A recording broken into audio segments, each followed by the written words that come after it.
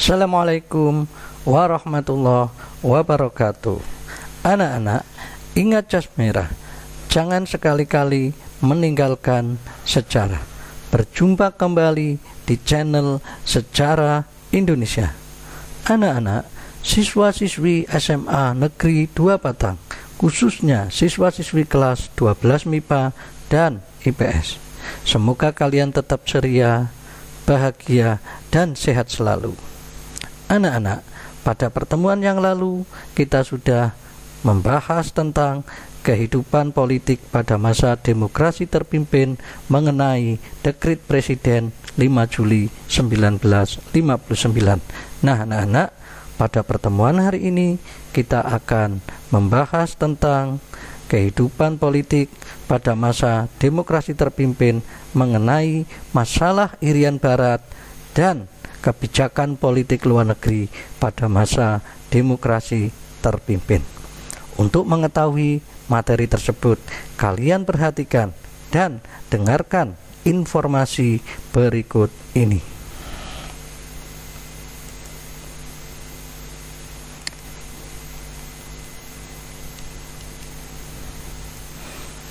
Indonesia pada masa demokrasi terpimpin oleh Nur Rahim SPDM Hum, Guru Sejarah SMA Negeri 2 Batang. Bahan ajar Sejarah Indonesia kelas 12 MIPA IPS tahun pelajaran 2020-2021.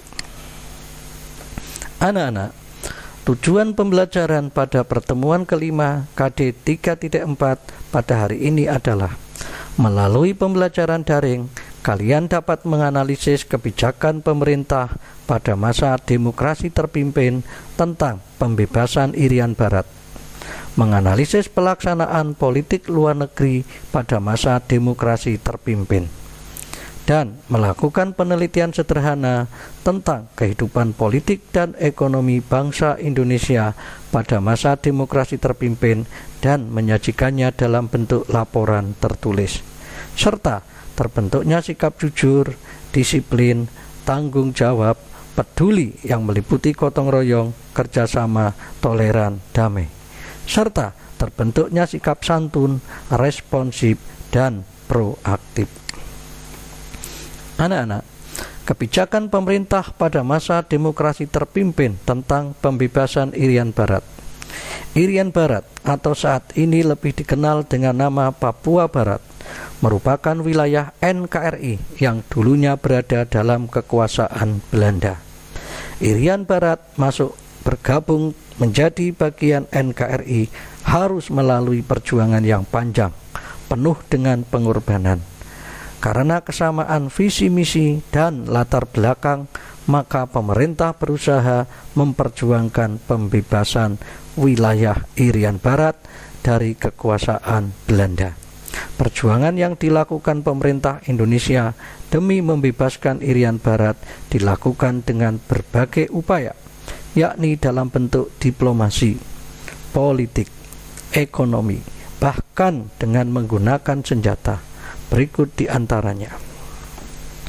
Melalui diplomasi, pemerintah RI saat itu mengambil langkah diplomasi dalam upayanya membebaskan wilayah Irian Barat dari kekuasaan bangsa Belanda.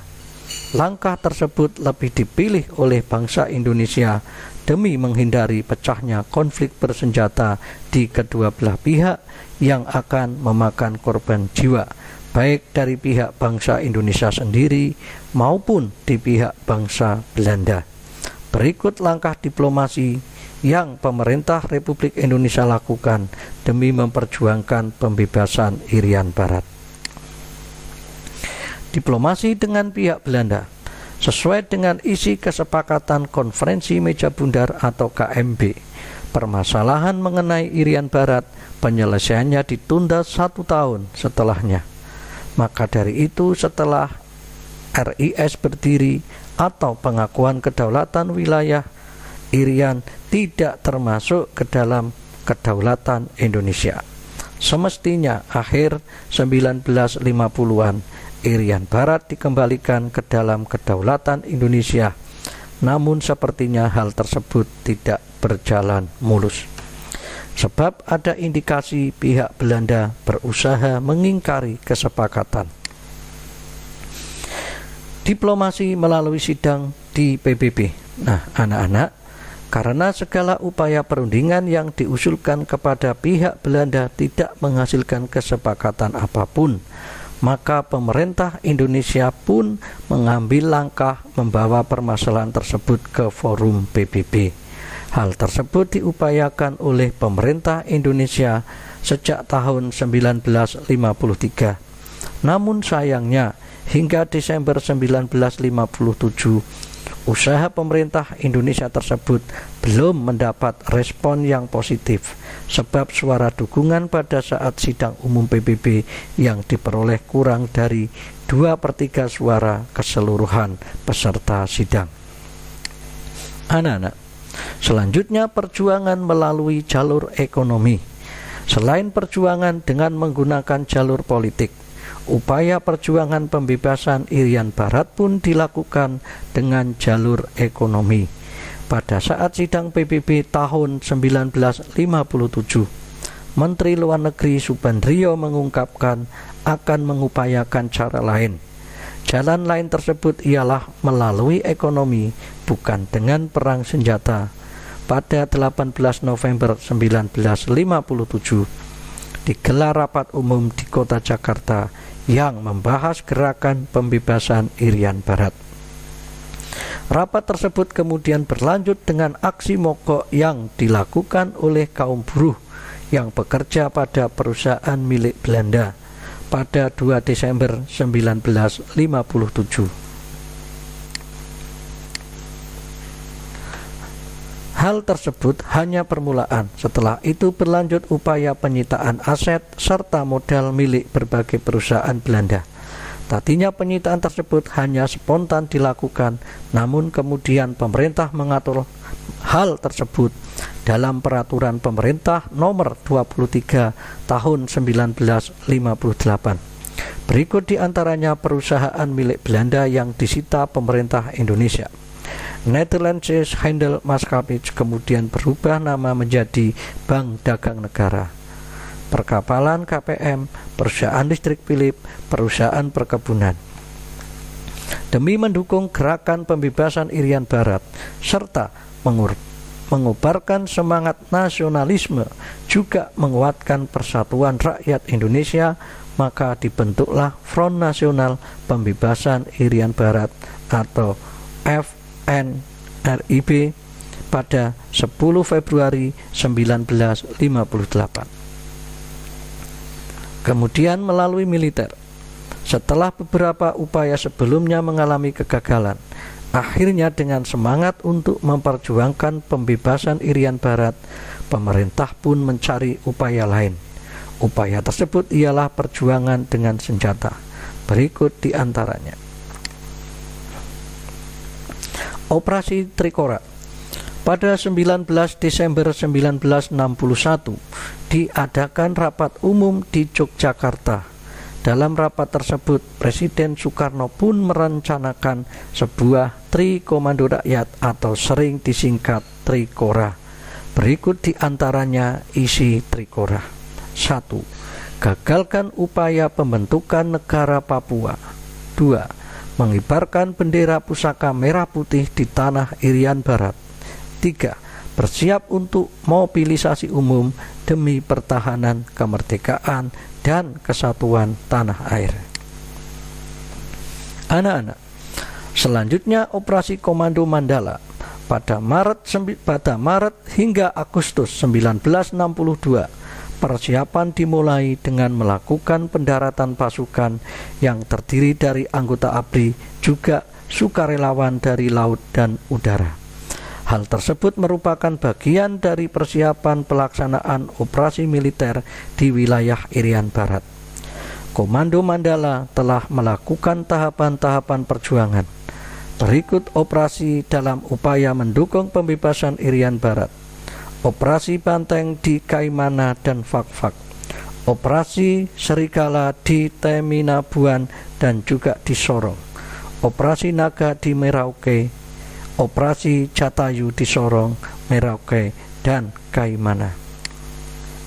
Nah, anak-anak, upaya penyelesaian konflik Irian Barat akan diserahkan pada pemerintah Indonesia melalui Dewan PBB yang akan mendirikan UNTEA, United Nations Temporary Executive Authority, sebagai pemerintahan sementara PBB di Irian Barat, memberi kebebasan untuk rakyat Irian Barat dalam menentukan pendapat mengenai kedudukan Irian Barat. Pokok usulan tersebut yang kemudian dikenal dengan Rencana Banker.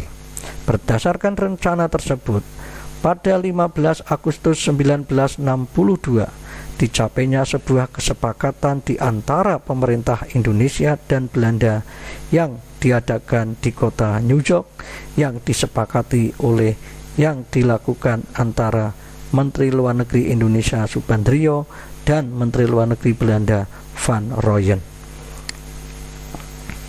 Berikut pokok perjanjian New York diantaranya. Irian Barat harus diserahkan pada UNTEA paling lambat pada 1 Oktober 1962, yang kemudian bendera milik Belanda diturunkan dan diganti bendera PBB. Tentara Indonesia yang masih berada di Irian Barat tetap berada di Irian Barat dan berada di bawah pengawasan UNTEA. Pasukan militer Belanda harus segera ditarik dan dipulangkan kembali ke Belanda. Bendera merah putih milik bangsa Indonesia pun dikibarkan di tanah Irian Barat, berada di sebelah bendera PBB sejak 31 Desember 1962. Pemerintahan Irian Barat yang berada di bawah pengawasan UNTEA kemudian diserahkan pada pemerintah Indonesia paling lambat 1 Mei 1963.